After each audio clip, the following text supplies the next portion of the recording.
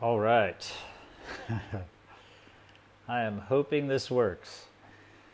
So, we are live. Let's see. So, yeah, I haven't done a live in here for quite some time. I'm just going to play around with this a little bit, see if I can turn it sideways, and that's okay. Nope, says you can't turn. Okay, so I got Sinclair here. I'm going to bring him on. We got Haley Weatherburn is watching. So I hope that worked. I just hit add for Sinclair. There's already a guest in this broadcast. Okay, it's adding. So yep, I think Sinclair just needs to add himself and we'll be rocking this. Welcome everybody. If you're on here, we're going to be discussing all things water fasting. As you may know or may not know, Sinclair is a good friend and student of mine. He's been to the Express, he's been to the Academy, he's on his way to becoming a coach, and he's been an absolute advocate for fasting. He did 20-20, 20 days on water, 20 days on juice. And then, yeah, he's just been doing all things fasting. No answer from live video guest. So if you're on there, Sinclair, I tried to add you. It just said no answer. So I'm going to do it again. Hopefully it gives you an option to accept. Aha. Yo, yo, yo. There he is. How you doing? The man himself in his hut still. Still in the hut. Still in the hut. I have not left. Yeah, only this time I've got myself some food and I'm eating. So, and the grapes. What kind of food are you eating? Grapes? I'm eating grapes. Yeah, day 9 of a grape fast. So they still taste sweet. I don't hate them just yet. Yeah, that's good. Did you get the video I sent you from Singapore? Like all those different grapes? Yeah.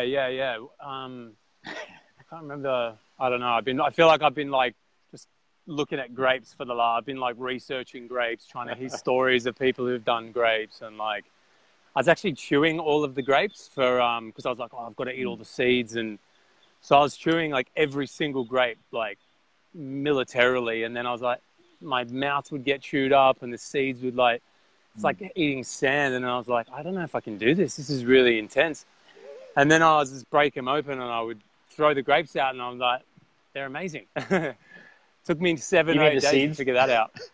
Yeah, the seeds, yeah. So it took me a long time to figure that out. Now I'm like, all right, I can blend the rest, and I can eat these, and I can get to 40. Totally. So let's do it. Yeah, totally. Absolute champion, man. I just want to say to everybody else who's watching this, Sinclair has been an absolute inspiration to all of us. This is his third long extended fast. I believe he did 19 days in Mexico. Is that right? Yeah, 19 days in Mexico, like 2.5 years ago, and then last year with my brother. I've become a little fasting obsessed. Yeah. So Sinclair did 20 days water. Yeah. After this, 20 days water, 20 days juice with his brother. They're recording a documentary about it. So if you guys get a chance, they're going to be spreading some major awareness around the planet with this documentary. They've been able to pay for all the filming and get everything they need to put it together. They still need some funding for the editing, I believe. So maybe you can share some details straight away where if people wanted to donate for something amazing, they could. Yeah. So if you wanted to learn more about the film and get involved in any way, the best place to go would be our Kickstarter. And you can find that by going to our Instagram. It's probably the easiest way, which is at Fasting the Healer Within. If you don't have Instagram, then just go to kickstarter.com and type in Fasting the Healer Within. And basically you can learn about everything that we've done. The trailer's on there. You can see all the updates of the journey. It's basically a 2-year journey. We started this 2 years ago. We talked about it when we were here on the land. I sent you a storyboard 2 years ago in, I think, December. And yeah, that was pretty much the beginning, because I sent it to you and we were all sitting around going, okay, like if Tyler writes back and he wants to be a part of this project, then that's a green light. This is going to happen. If he doesn't, we'll still do the fast, you know, but, you know, we'll probably just film it on our iPhone and, you know, we'll have some cool memories or whatever. And you literally wrote back the next morning, and I got the email and it was like, yes, you know, I think you said something like, I always thought you would do something great like this, or I'd love to be a part of it. And I just called the guys. I was called Sachs. I was like, yes, we're on. And like the whole thing has just gone crazy since then. It's just evolved in such a amazing way, and like very like organically, because things have just shown up. Like the universe has just presented other individuals who have been able to get us across the line when we really needed it, or like give the film a bit more credibility. And all of these, like, yeah, just amazing people have shown up and have really made me realize that this project is like bigger than me healing myself. And it's about spreading this message that is so important and that so many people are going to benefit from. So it's become a real passion of mine and Saxon's, and I know you're heavily, you know, invested in this with us, and we talk about it all the time, and it's like, yeah, it's exciting. Super exciting, man. Why don't we go back to the beginning and just have a conversation, like, you know, what originally inspired you to fast? What was the key pieces that really was like, oh, wow, like I really need to be doing this? And what was kind of the underlying energy behind, you know, why you would go such a long time on a fast in the first place? Yeah, so at about the age of 20, I started dealing with a lot of physical pain. And I was playing rugby at the time. I was an aspiring rugby player, but I had to put everything on hold to figure out why my body wouldn't heal. And I went down this path of kind of holistic healing. I was paleo for about 8 years, from about 20 to 28. And like things just kind of got worse. I wasn't really getting any answers. I wasn't really making any progress.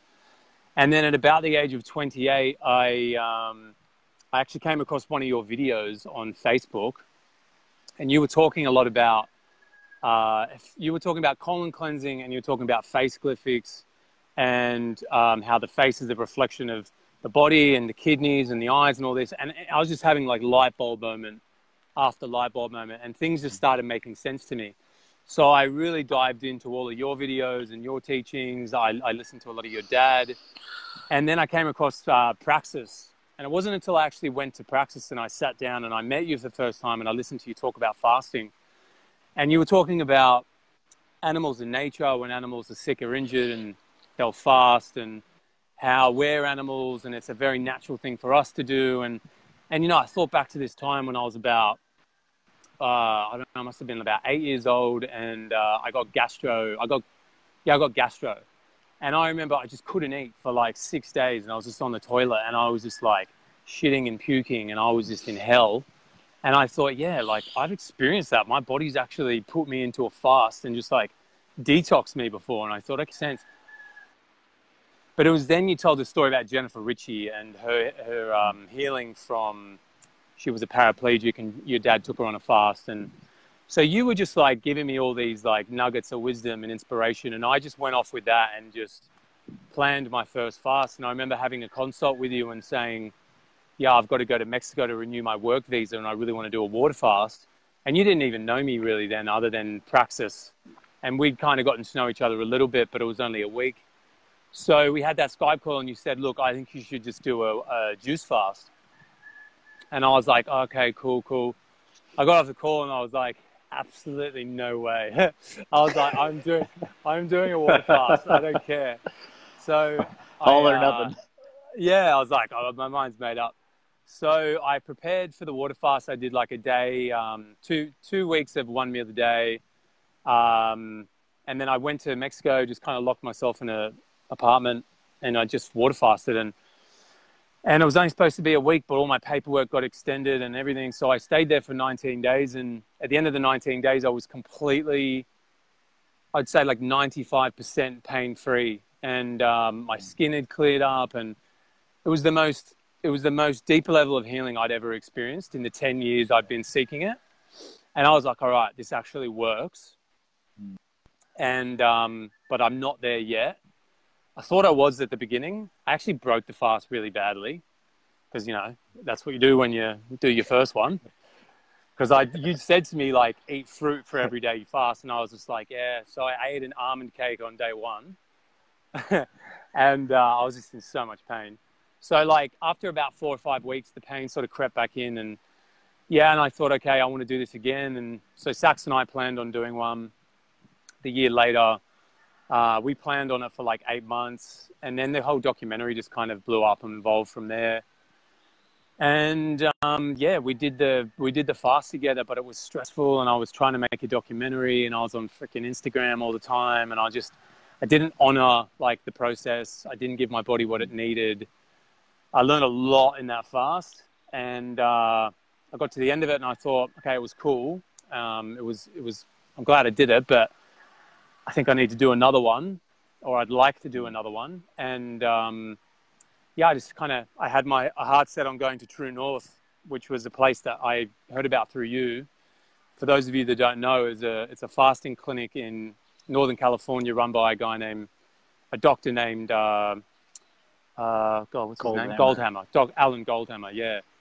So I went there to interview him for the documentary, and while I was there, I was like, I'd really love to come and do a fast here and show everyone what it looks like to do it clinically.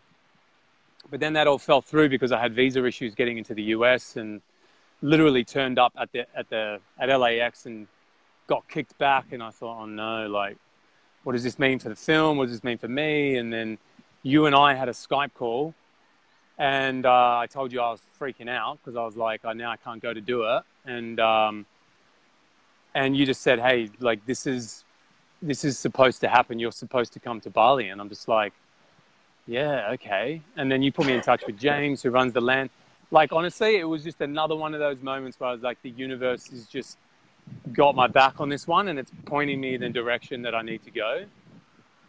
And yeah, like, I feel let me jump in here. I just want to like recap on a little bit of this. Like, it's such an inspirational journey, and just to label this a little bit for the audience, like, this is something that everybody goes through.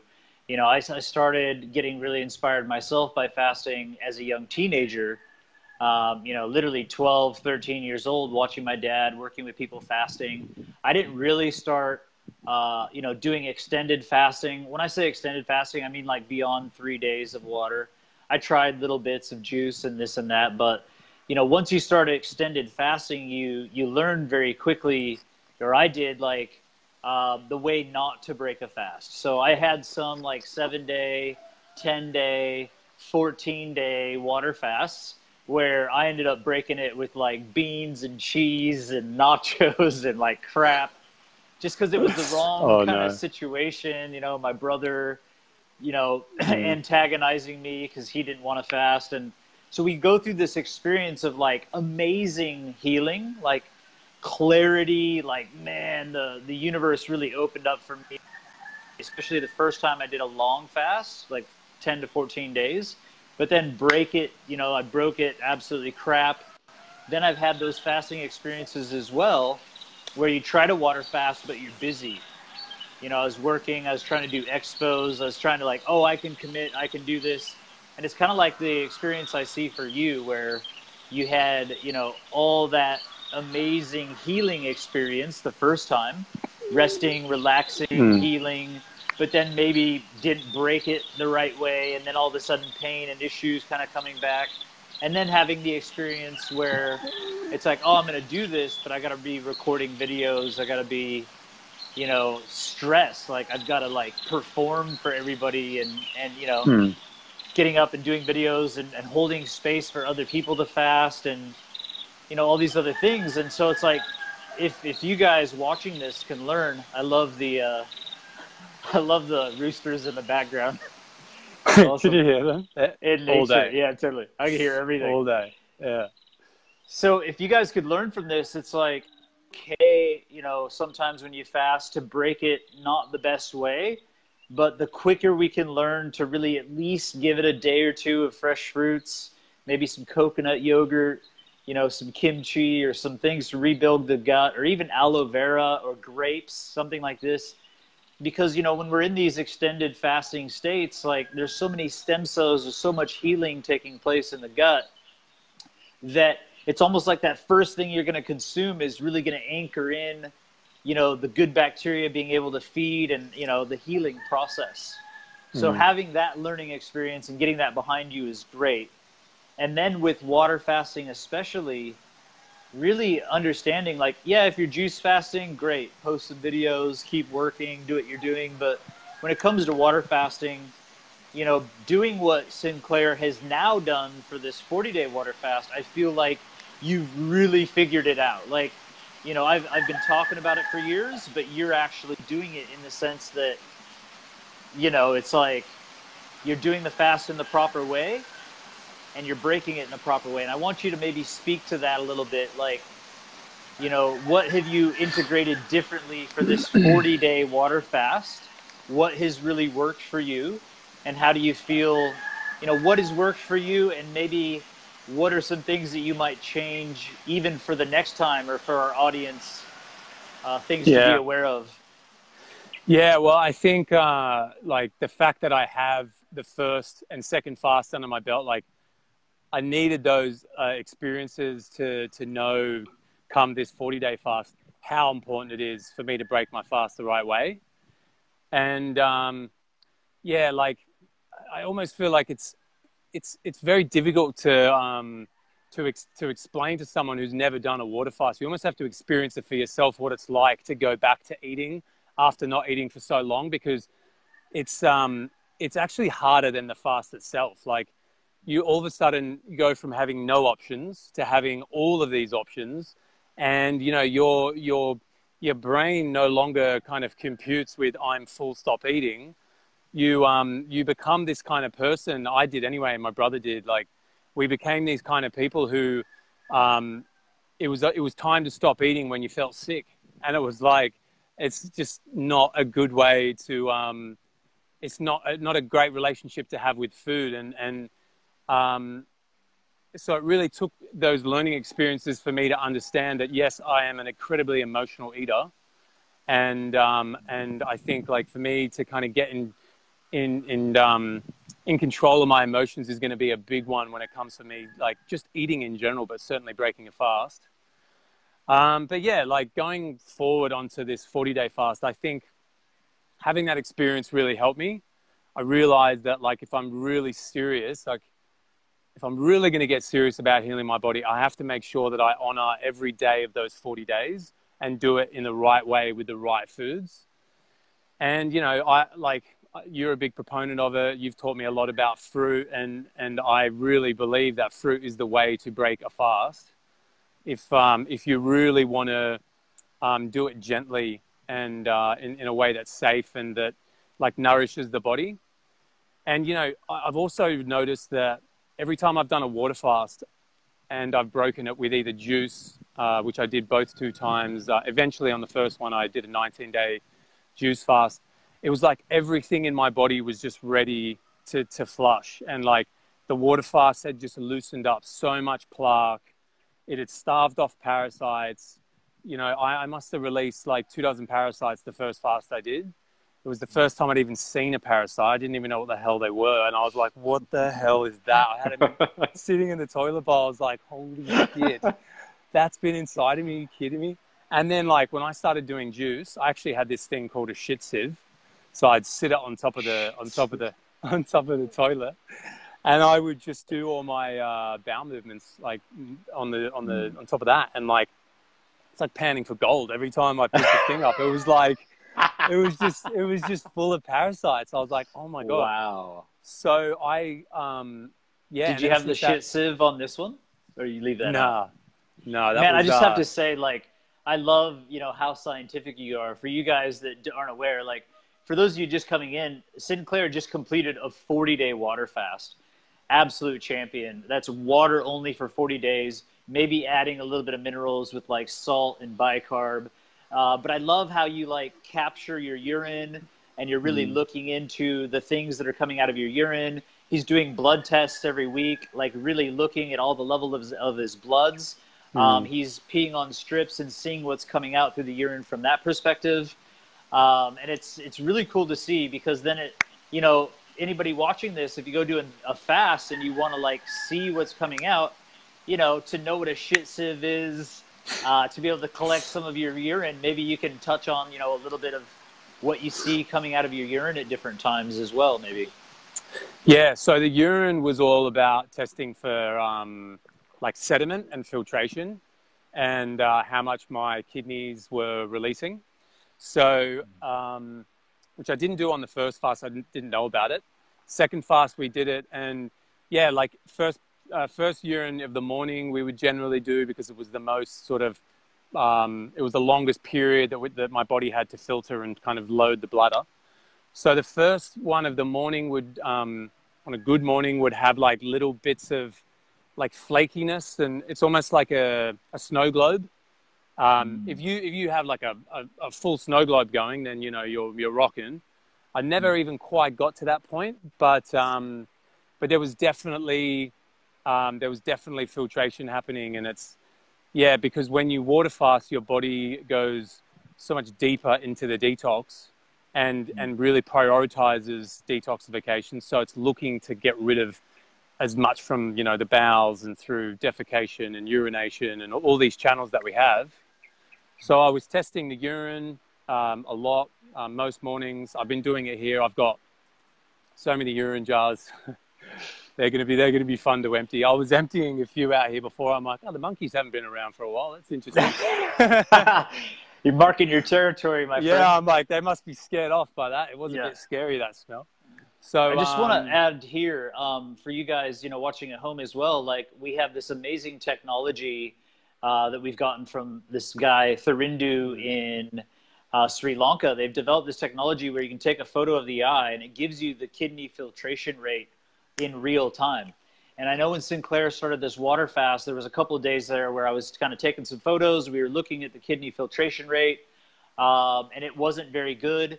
And then I was actually running Academy, and you sent through some eye photos, and I looked at it, and it was like near kidney failure. And I'm just like, shit, man, like your kidneys are really bad. What's going on? Are you drinking water? And that's when you reported, I'm just kind of drinking water when I feel like it, pretty much dry fasting. And I was just like, no, man, like it's so important to get that water intake up. And I think, you probably kicked it up to what, 6 or 8 liters or something like that from then. Yeah. Yeah. That was like day 3. And then immediately I was like, okay, because I felt really, really ordinary. And I thought, all right, you sent me that back and said near kidney failure. So like the day next, I was straight into like 6 to 8 liters. And then I think we tested it every day then on for like 3 days. And it literally jumped up to like the 90s within 3 days. Yeah. Or 100 plus. Yeah. Yeah, it did. I think it went 100 plus, like really good filtration. Yeah. I think you reported you felt way better.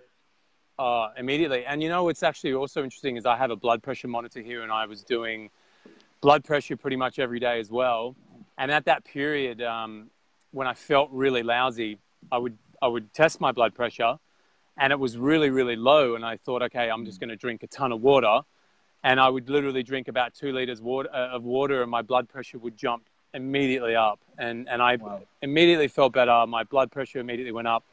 We saw on the eye examination, my EGFR went up, and it's like, it was such a realization for me how important it is to drink water on a water fast. Were you adding salt to that as well? Yeah. Yeah. How much do you think, like realistically? I was probably putting like a pinch of salt in like every liter. Okay. So maybe like a couple teaspoons over the day. Yeah. Yeah, about that. Yeah. Excellent. And I just want to mention for you guys at home, just so you know, if you do any research on water fasting, you'll discover very quickly that our body eliminates a massive amount of salt in the first couple of days of fasting. So you can become hyponatremic is what they call it. And it can actually, be a very bad thing to have happen. So adding salt and minerals, especially from Himalayan salt or Celtic salt, getting that exchange, salt regulates water inside and outside of the cells. We need it for energy. We need it for blood pressure, because on water fast, especially, we get this low blood pressure, and when you stand up, it's like you're going to pass out. And the lower blood pressure you have, sometimes people will, go to stand up and actually like hit the floor, pass out. So especially for people who have that low blood pressure and low kidney filtration from not drinking the water, all these acids are adding up, and it's really important to boost the water intake, to boost the salt intake. So yeah, that's a good piece to add. And I would say you probably kept that up the entire time, would you say? Yeah, from that day on, that was a big thing for me, is making sure I drank enough water. I actually installed a water tank here because before that I had someone helping me bring water, but it just wasn't enough. I think that was another reason why I just wasn't drinking enough water. So yeah, definitely a big one for me. And even now on the grapes, it's like the grapes feel great and I'm juicing them and everything, but I can straight away feel it when my body's getting dehydrated. And it's instant. Like when you hydrate, it's like you instantly feel better. Yeah. And you hydrate with a little bit of salt in the water. Is that what you're saying? Yeah. Yeah. Yeah. Got it. So I've got it down now. Extra factors. Talk to me about sunshine. And your feelings around, did you use sunshine? Did you use essential oils? Would you say those things are critical for fasting? How did it make you feel? Well, this isn't a spray tan, I'll tell you that much. I'm not getting spray tans out here. I've always been really big on sunshine. Like, first time I ever did a water fast was like an hour to 2 hours a day. And I think it was a lot of it from your teachings. And I feel like it just charges my body when I get out into the sun. I just feel better. And one thing I've noticed is, obviously, like, it's incredibly hot out where I am. And if I'm out in the sun for like 30 minutes to an hour, which is generally what I'll do, I'll set the timer 30 minutes and then I'll flip. And then if I don't drink water, I'll notice, like, after being in the sun for that long, I'm like delirious. But as long as I stay hydrated, the sun can kind of wipe me out a little bit, because I think it's really pulling a lot out of the body. And but I feel like overall, I feel like it really charges me. And like I can, when I'm lying there, it's incredibly peaceful. Like, I really feel the sun is giving a lot to me, but also, yeah, like I just mentioned, it's like it's detoxing me. And one thing which happened on this fast, which I don't think has happened before, is I was actually getting a lot of these little white spots all over me, like a lot around my groin, a lot around the chest. The sun would actually start pulling out, I think, acids and things through my lymph. So that would pretty much happen every time I'd get into the sun. I actually watched the sun detox my body, which I thought was pretty cool. And then, I love it. But like nothing. I would literally get my loofah and go to the shower, and I would scrub it, and it would be gone like an hour later. So it wasn't like I wasn't erupting in boils or anything, just tiny little things popping up. So yeah, the sun was great. Essential oils, I pretty much used peppermint and lavender on this fast. Lavender for nighttime, just because I had a lot of trouble sleeping. I think with fasting, your body's detoxing so much, and it's like it doesn't stop detoxing when you go to bed. It probably starts detoxing even harder. So like, I always found it a little bit difficult to nod off and to really stay asleep. I actually got lucky. Richard, Richard, who was here with us, he gave me a mattress softener. So like my bed is just a giant pillow now, and it's like literally made the world of difference. And it's kind of made me realize, like, I always, when I talk to people about fasting, I'm like, plan for like all the things that you can, like plan your water, plan your sunshine and the weather, and plan like a stressless environment, but like also plan to take a nice pillow with you and make sure the bed's soft, and like all these little things. Maybe have some movies and some audiobooks and some things to do. All of that. Yeah. Yeah. Even regular books. Yeah. The conversation, brings me back to like, one of the first books I ever read was called The Essene Gospel of Peace. And the Essenes were like these healers that lived just outside of Babylon. And they would take people with all kinds of disease and help them to heal through removal of parasites and through fasting, through enemas, through all the things we were talking about. And they talked about there was 4 angels of healing. They called them angels of healing. And they were air, fire, earth, and water. And they said literally like an acronym, a few there be that find it. And they said that these angels literally came into our body and cleaned out the darkness and got rid of the demons, the parasites, the crap. And it's just like, you know, one of those angels is fire. And it's the sun that, like you're saying, it's just pulling all this stuff out of you. The air, you know, doing the 7 rounds of 7, doing the strengthening breathing exercises that we were doing. And for those of you, you know, who maybe just came on, like Sinclair just finished a 40-day water fast. There was 10 of us guys who went up and joined him. For the last 10 days of the water fast, we all water fasted with him. And when you're talking about the sleep thing, man, I didn't sleep. Like, literally, I did not sleep at night. I think for the first 3 to 4 days. It was like when nighttime came and I fully just laid down to rest and wasn't moving and active. It was just my body went into like overdrive detox. The first night that I was there, just a 24-hour, you know, maybe 36 hours into fasting, I was puking acids. I had so much shit coming out of me. So, you know, I'm the, like, supposedly this fasting guru.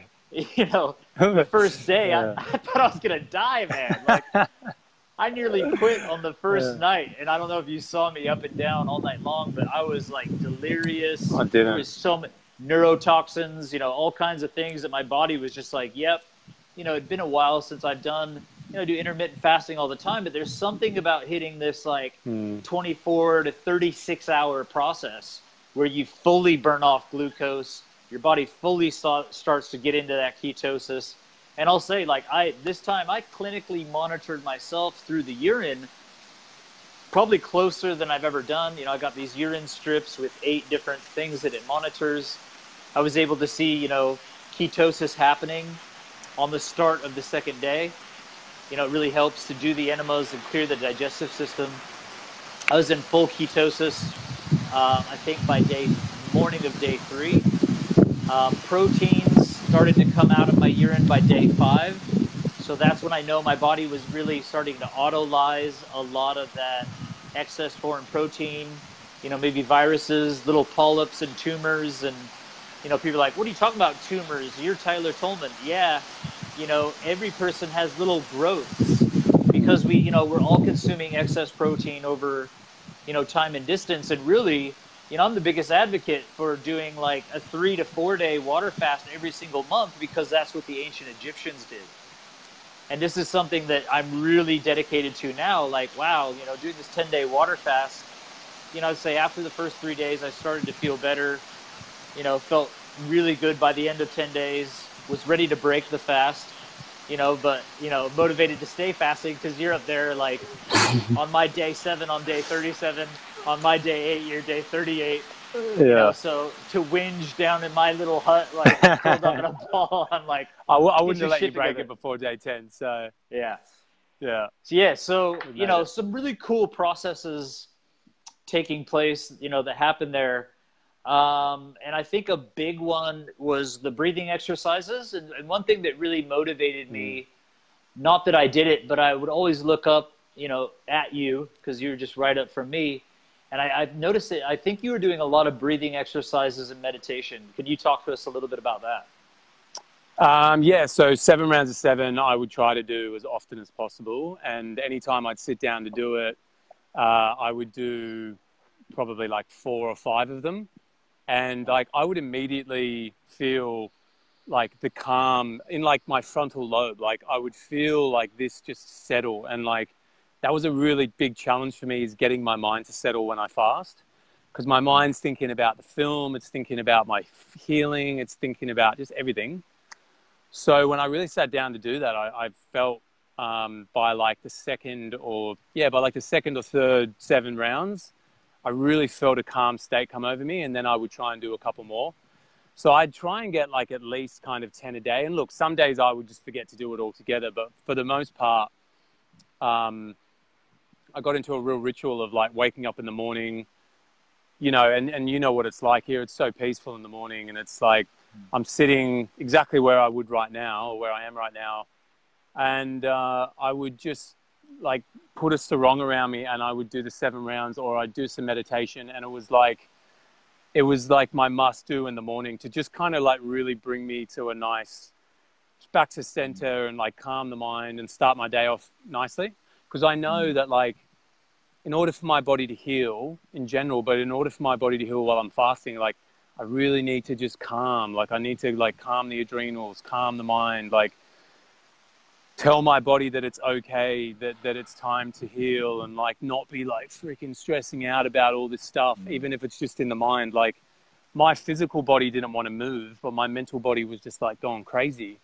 And I know how much that's like hindering my healing process. So yeah, I was pretty big on just really trying to use my breath to just calm my body, calm my mind, and like give my body the best chance it could have every day of healing. Yeah, cool, man. That's an epic share. And I'd just like to say to everybody, this is probably the easiest tool to use during any kind of fasting. And you don't even have to be fasting to use this tool. It's the easiest tool to really just calm ourselves, become more present, de-stress. But probably the most powerful tool that I've really been honing on for people to be fasting with is just sitting down and doing the 7 rounds of 7. And doing that 3 or 4 times, you know, that could be considered like a 10 to 15 minute really good meditation. But for a lot of people, you know, it's hard to meditate because the mind is going off so much. But when you sit there with that 7 rounds of 7, like you're counting, you're breathing, it gives your mind something to focus on and do.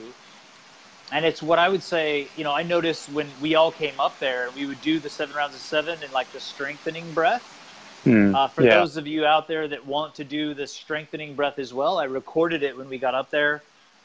It's a 1-4-2 ratio. So you breathe in for 8 seconds, you hold it for 32 seconds, and then you breathe out for 16 seconds. And it might sound really hard, but if you can do 7 rounds of 7 at least once or twice and then do the strengthening breath, it's actually quite easy.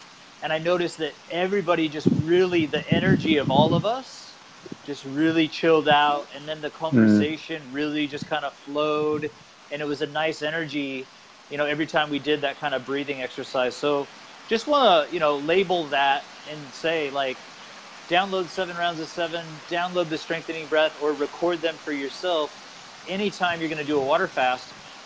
And I think most of us know in general, you know, our morning is the greatest time to set the pace for the day with anything that we do.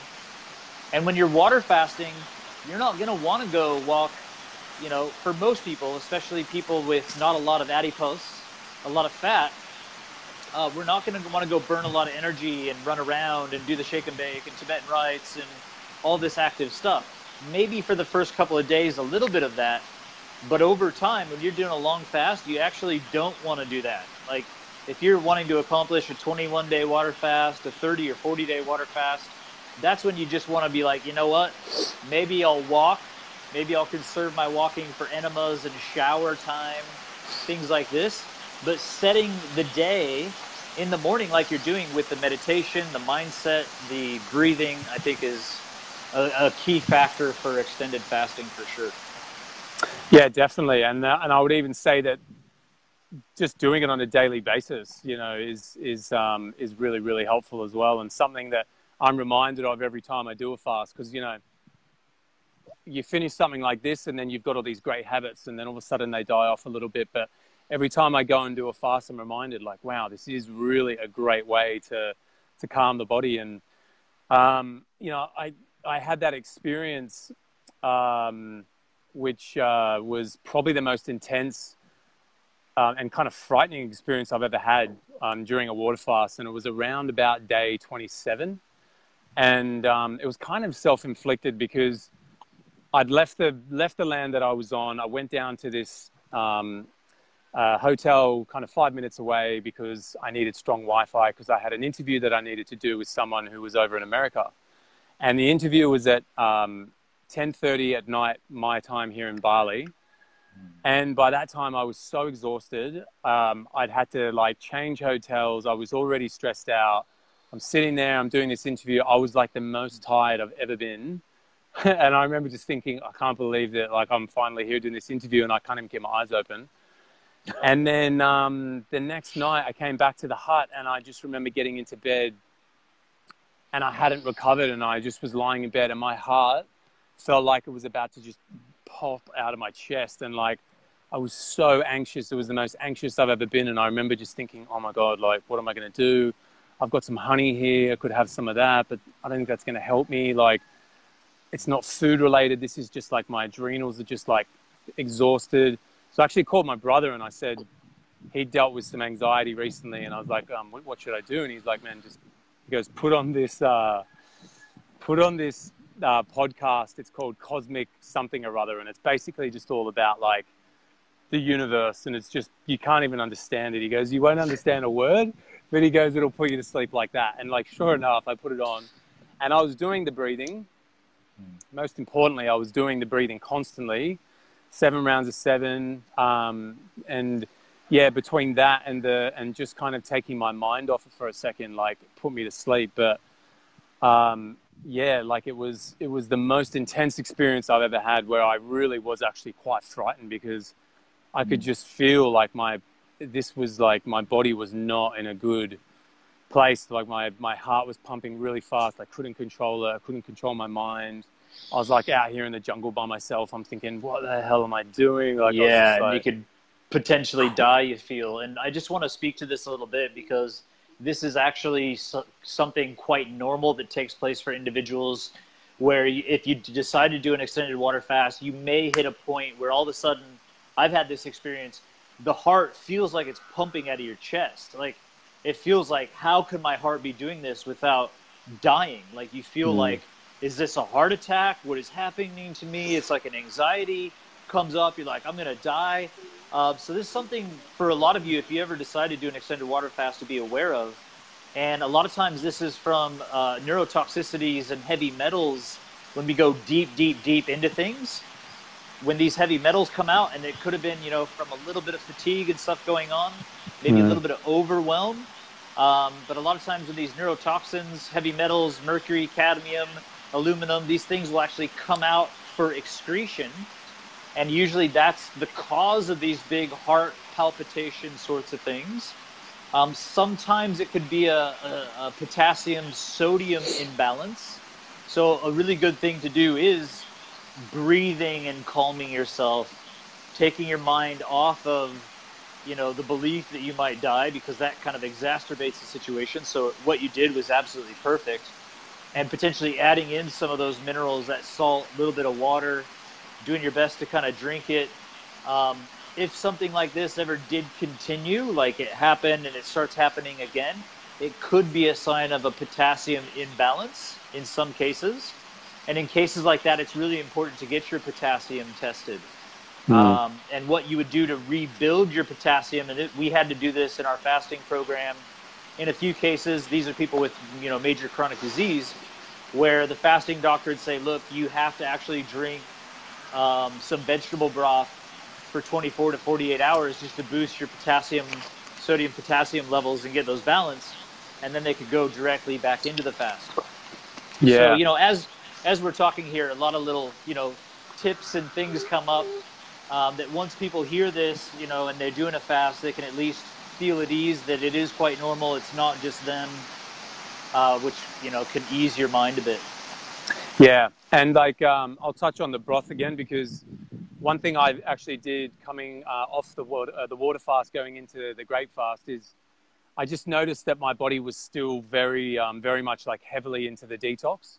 So when I started juicing, particularly onto the grapes, I would get to sort of like 4 or 5 p.m. and I would be like craving something salty, and luckily enough, I've got Len's Cafe down the road, so they would actually bring up some broth for me, and I would have some broth, and like I would go from feeling really like on edge to just being like hugging this little cup of broth. It was just like the most amazing thing and so warming. And I was like, I did that for 3 days, and I thought, okay, I'm ready to crack on. So I haven't been having it since, and I won't have it for the rest of the fast. But it was a real, it was a real savior for me. I'll say you massively like boosted up those potassium levels.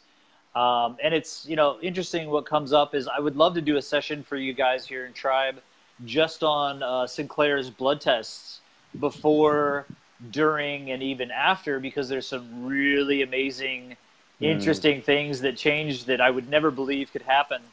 And I would say that, doing that broth is super important for boosting up that potassium. Obviously, the grapes provide that, but there's going to be some levels of minerals that you're adding in that are fantastic for that.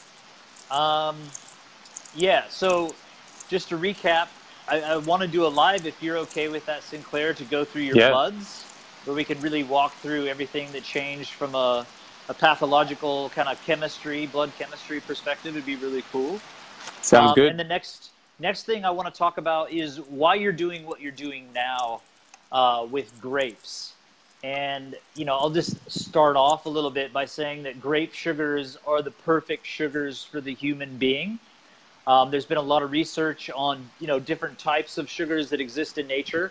And grape sugars are the types of sugars that don't need to be converted at all. They can be used directly by the body. I think grapes are actually very unique for that. Probably one of the greatest blood builders, containing iron, containing vitamin C, which is needed for red blood cells, good for boosting hemoglobin. And the grapes that he's using have grape seeds as well. So there's heaps of science about an anti-cancer nutrient called grape seed extract. And its implications for reversing heart disease, for killing cancer, for doing so many beautiful things. There's a lot of people around the world doing something called the grape cure. And that's essentially what you're doing. So I've touched on it a little bit, but maybe, obviously you've been reading books, you've been watching videos, you've been getting into this grape thing. If you could add to that and really tell us why you've chosen the grapes for this experience, that'd be great. That'd be great. That'd be great. Yeah.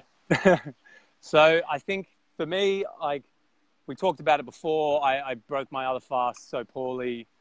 And I thought, okay, if I'm going to do 40 days and I'm going to make it to this 40-day mark, like I really, really want to make sure that I break this fast well.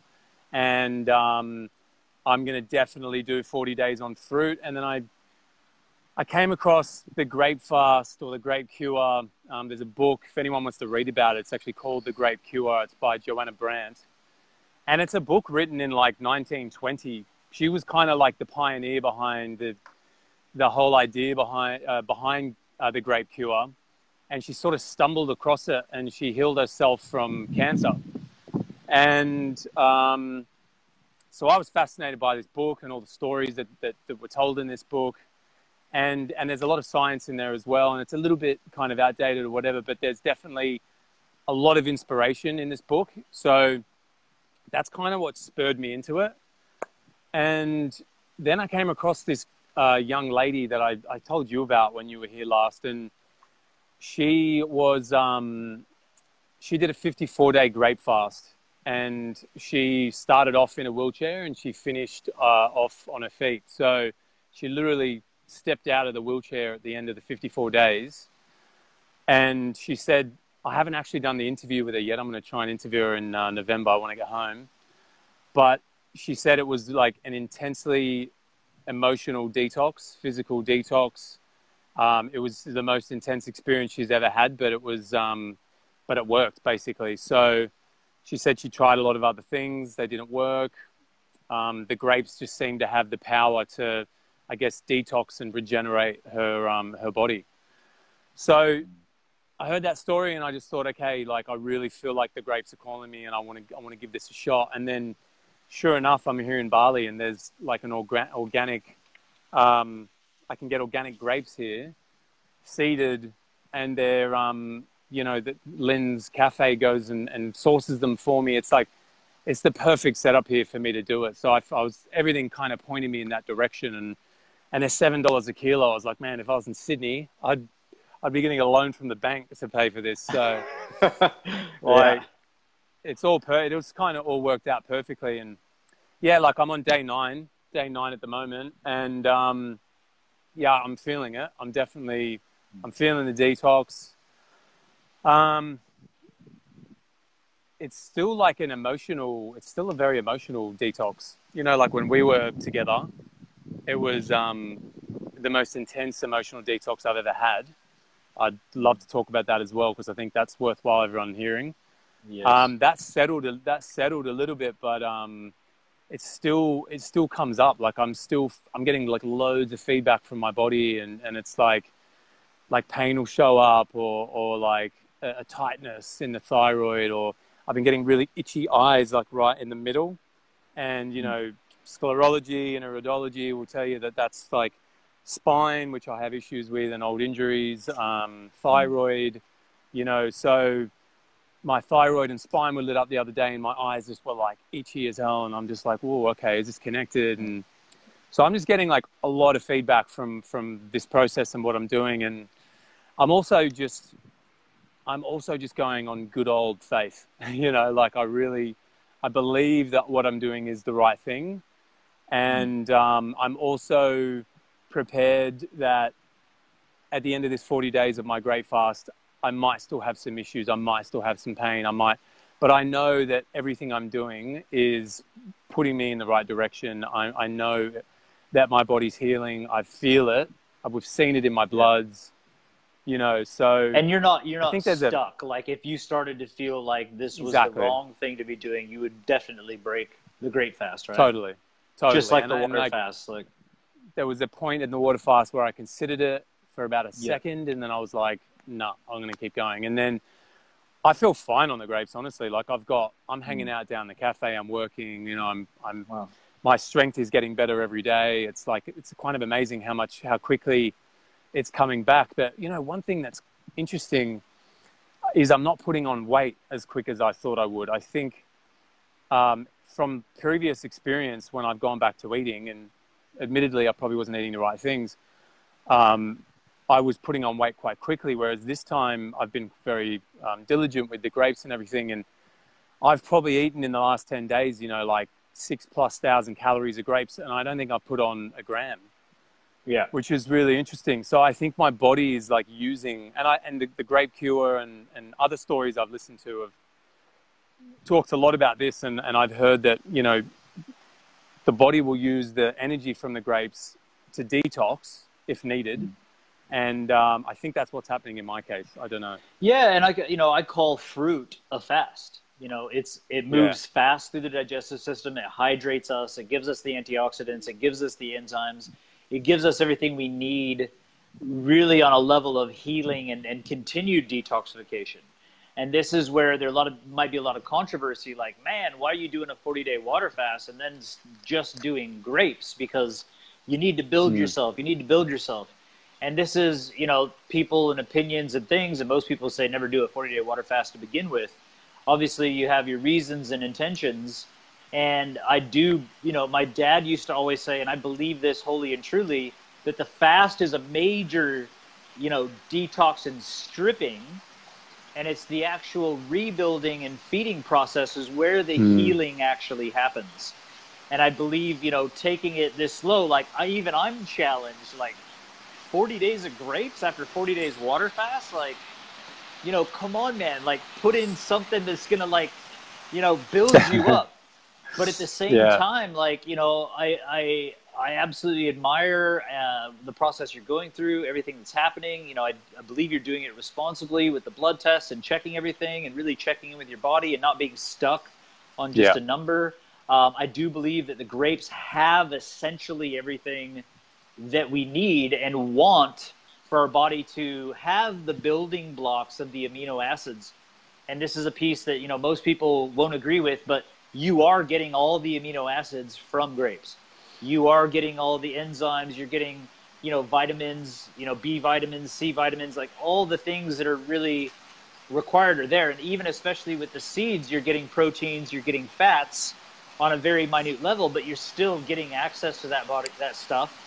And your utilization of proteins and everything is so great. So anyway, you know, I have a big belief that through this process and through then breaking it with a variety of fruits and then starting to get into your easily accessible proteins and vegetables and start really strengthening and building your body, that's when I think tissues are going to be built in a way that's going to leave you in a place of, brand new body, mind, spirit, epicness.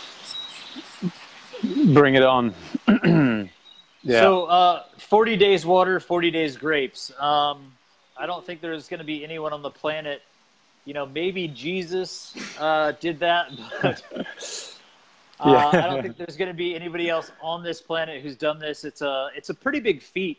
How does it make you actually feel when someone like me might say, like, man, you're breaking like world records and you're really doing something nobody's ever done? And, how does that make you feel to be like the 1% of people on the planet who's done something like this? Yeah, I don't really think about it too much. I think when I leave the jungle and I look back at what I did, I'm probably going to think, wow, okay, that was pretty extreme and pretty unique. But right now, I think I'm just sort of like, I'm just in it and I'm taking it day by day, and like, I certainly don't have like an ego about it, or like, if anything, as you know, when you go through a water fast, it's like, it is the most humbling experience you can have. It strips every bit of ego that you have back down and leaves you with nothing but your vulnerability. And I think that's why it's such a powerful thing to do. And that's why I think I enjoyed so much to finish my fast with you guys for that 10 days, because it really gave me like that outlet to like express my vulnerability. Whereas before that, for 30 days, I was just sort of sitting here by myself. And I would just, like, my tendency when I go into this space is to kind of just like shut myself off, because it's easier, because I don't like to really hang out or talk to people who aren't like in some way on my level or understand what I'm doing and what I'm going through. So like having all you guys around me was like this perfect opportunity to really open up. And, you can attest to it. It was like, I've never been so emotionally charged in my life at the end of like that last 10 days. And it was just like I had no switch. It would just come out of me at any time. Like little things would trigger it. Like a conversation with my brother would trigger it. And like he was like just telling me how proud he was of me. And I just would start bawling. And you and I were sitting there with Mitch. Yeah. And I was like, I felt great about it. Like I didn't feel ashamed or embarrassed. I was like, we were filming it. We were filming it for the documentary. I was like, I better rein this in a bit. But then, please don't. And I didn't, to be honest. Like I couldn't. And then we had a moment, you, me, and Mitch, which was amazing. The waterfall. It was just like I couldn't stop. You handed me the coconut when I broke my fast, and I just was like, meh. I just couldn't stop crying. I was like, what's going on? But it was real, and like I wasn't putting any of it on, and it was just like, like.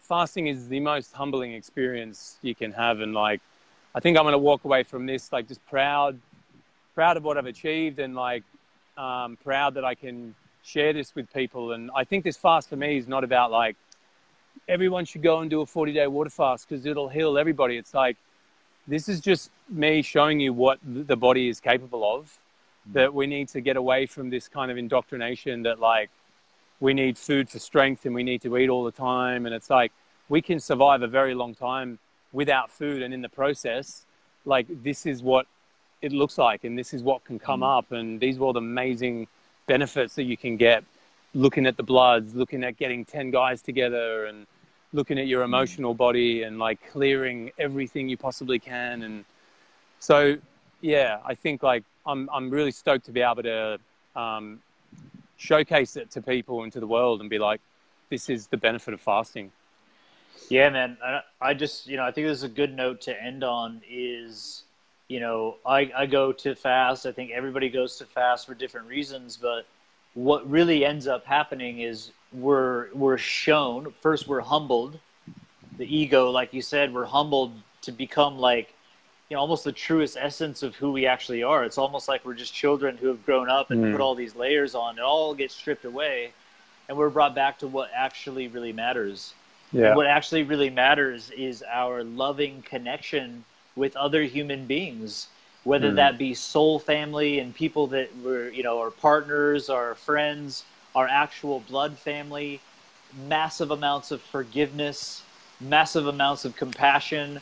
Like sitting there with you and talking about your experience, you know, with your own father was one of the most beautiful, you know, experiences for me. And just to see the healing that takes place in those moments, you know, the love and compassion that takes place in those moments is really something, you know, I've never really seen people be able to truly, truly go there through any modality. And there's so many modalities that can help us get there, but to really have your heart open and just fully pour out that love and that feeling, man, is such a beautiful experience. And that's what I'd say. If water fasting, you know, if there's one thing that people could really get out of it, it's that emotional healing space. Definitely. That's so unexpected. You know, I mean, you remember we all sat around on day one. You know, it was only day one. I had massive emotional detox through everything that I've been going through, and really opened up and shared, you know, so many different aspects of that, which I haven't been able to go to.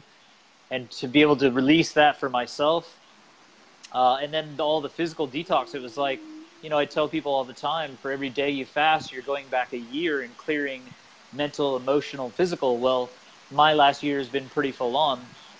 And so that first 24 to 48 hours was so intense. And then still deep, deep layers of stuff that I had with my own father, the realizations of the things that I do that are very similar to him. And, you know, showing love with money to my own kids, and man, and just realizing, you know, true love requires time, it requires attention, it requires communication, you know. Huge, and like watching life-changing. you as well on day one too, be vulnerable like that as well. I've never seen you really be vulnerable like that, and it was, you know, to see you, my teacher, in that setting, like really let the guard down, like that was a huge moment, and it really set the tone for that 10 days. And yeah, it was amazing.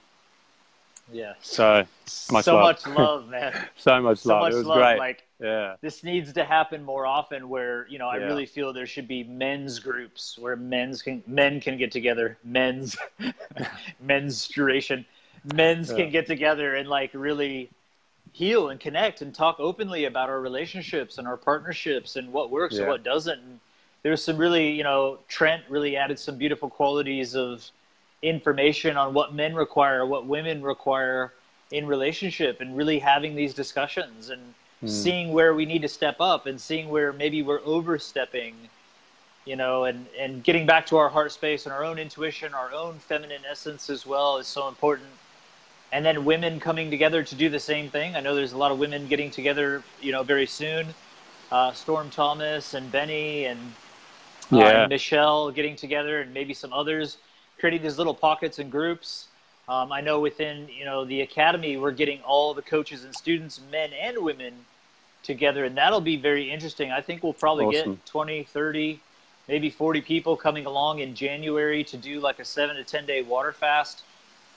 Just the bonding, the healing, the clearing that can take place is such a powerful thing. So for everybody watching this, you know, if you're inspired and you know other people that are inspired, you know, jump onto the Healer Within Instagram page, you know, with Fasting the Healer Within. That's it, right? Yeah, Fasting the Healer Within is the Instagram. And then if you want to check out the Kickstarter, which is where you'll get all the information on the documentary, just go to kickstarter.com, Fasting the Healer Within. Yep. And just so you guys know, for donations, you can get a personal consultation with Sinclair. He'll do full assessment and talk to you guys. You know, he's learned so much through this fasting experience and looking at bloods and talking to doctors and Joe Cross and, you know, experts from around the world. He has the personal experience to be able to guide you through some of this stuff. If you're looking for that with coaching, with consults, anything else, you know, he's got the whole history with me doing the training and all these sorts of things. And then I think, you know, the biggest message I'd like to put out there with this is like, let's start to come together. And whether it's a 3-day fast on a weekend together, a 10-day fast, you know, or even 2020 or something like this, let's start to get together in our cities, in different places. Let's start to plan these things. 2020 is going to be a massive shift on this planet. And I believe that it's this fasting process that we're all going through that is going to create the shift, open up our hearts, open up our minds, bring us together, because it's through unity and purification that there's going to be some serious changes taking place for the positive. So with that, I want to allow Sinclair just to give us a finishing message and maybe shout out anything you'd like to say to everyone before we end this. Yeah, I'll just say thank you for having me on here. It's been a great discussion, actually. I've really got a lot out of it, and reflecting back on the journey of the last kind of 60 days. But yeah, the message to everyone is I really feel like, you know, fasting is such a great thing for us to do regularly. One thing we've talked about is the shorter fast, and like 10 days, what you can gain in 10 days is absolutely profound. And it's really a small investment, you know, in terms of taking time out of your life and really planning for and honoring it and doing it with the right people. But until you actually experience it for yourself, you're never going to really understand it. So yeah, I just encourage you to go and have that experience. And obviously I'm here to support you if you need it. And yeah, thank you for listening to my rant. Thank you so much, man. It's an absolute honor to have you in this space. It's been an absolute inspiration for me to take my fasting journey up a notch and up a step. And I hope for everybody watching this, it inspires you to do a single 24-hour period or 3 days, reset your immune system, get some stem cells going. And, you know, the more we fast regularly, the easier it's going to be to come together as a tribe and as a group. It's called Heal Thyself Tribe. So let's get together. Let's heal ourselves. Let's get into some fasting. And let's all like work together to support this amazing man with what he's done to take this message out to the world. So let's get on his Kickstarter. I'm going to get on his Kickstarter now. I'm personally going to donate. I hope that each and every one of you go and donate. As little as $5, $50, $100 is probably no better cause. Counts. Yep, to get this out to as many people as possible. So thanks again, Sinclair. Thank you, man. Thank you all for being on here and watching this. Please share this with as many people as possible within Tribe and share the message outside of Tribe. And that's it for today. Thanks, guys. Thanks, guys. Love you, man. Love you. See ya. Talk to you soon. Yeah, Cheers. man. Bye. Bye. Bye-bye.